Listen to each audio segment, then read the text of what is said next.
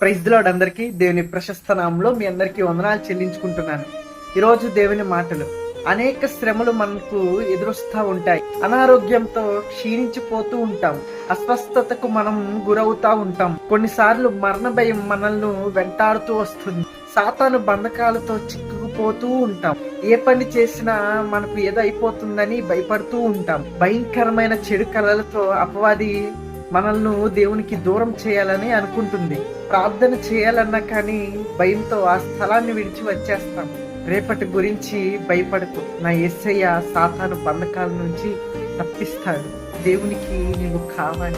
ఆయన నిన్ను ప్రేమించుచున్నాడు. నీవంటే నా తండ్రికి చాలా ఇష్టం. నీవు శ్రమల్లో సాతాను బంధకాల్లో ఉన్నప్పుడు నీవు మొరపెట్టినప్పుడు నా తండ్రి విన్నాడు. భయపడకు. దేవుని వాక్యం చెప్తుంది, ఆయన తన రెక్కలతో నిన్ను కప్పును. ఆయన రెక్కల కింద నీకు ఆశ్రయం కలుగును. ఆయన సత్యమును కేడమును డాలునై ఉన్నాడు. సాతాను బంధకాలు ఆయన నామములో తొలగిపోవునుగాక. ఆమేన్.